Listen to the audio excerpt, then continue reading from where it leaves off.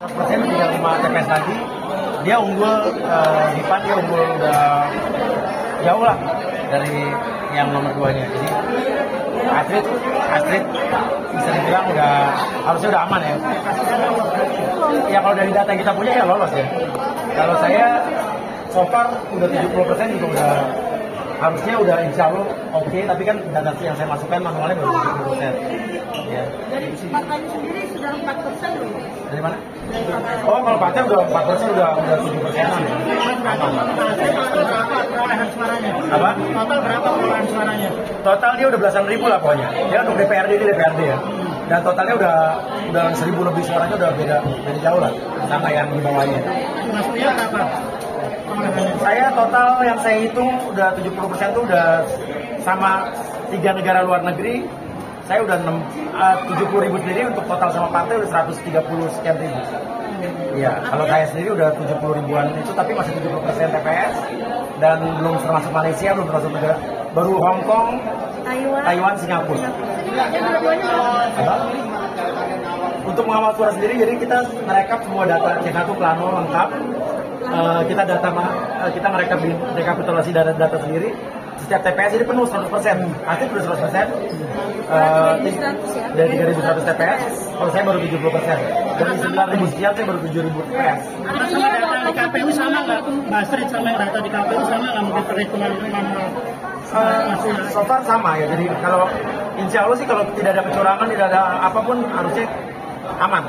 Karena kita kawal terus sampai akhir. Dan kita percaya si rekap ini ada fungsinya, karena data-data plano yang mereka masukkan itu kan tidak bisa dirubah harusnya.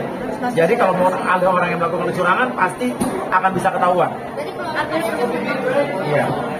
Persiapan kalian untuk melenggang ke Persiapannya ya kita akan tetap menunggu sampai pengumuman resmi dari KPU. Tapi ya kita sudah punya data untuk mengawal suara yang kita punya, data yang masuk 100% asli saja. Saya baru 70%, supaya kita kawal terus. Karena kan dengar-dengar kan orang bilang katanya hati-hati lu, nanti ada orang yang nakal, ada caleg yang nakal begini gitu. Ya kita percaya bahwa semua bisa berjalan dengan baik, tidak ada kecurangan. Kita percaya semua kalau kita punya data, bukti lengkap, saksi kita kuat, kita bisa kawal suara ini sampai akhir. Pak Wiwia menghabiskan berapa dana untuk habis kampanye kan? Oh, saya karena kita udah punya popularitas dan juga punya base, kita nggak ngabisin duit banyak banget ya kayak yang lain ya.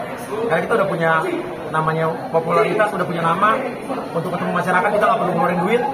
Orang kan kalau ngumpulin masyarakat mesti ada yang keluarin per orang 100.000, 150.000, 50.000.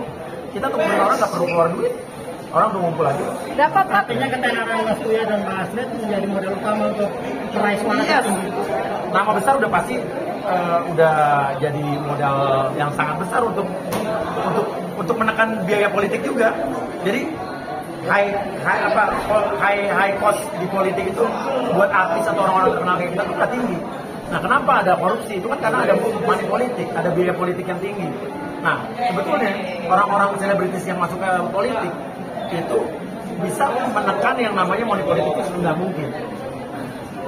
Ya.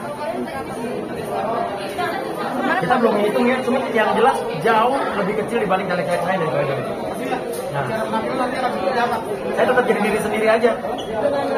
Rambut ya kalau bisa biru ya bisa tetap biru.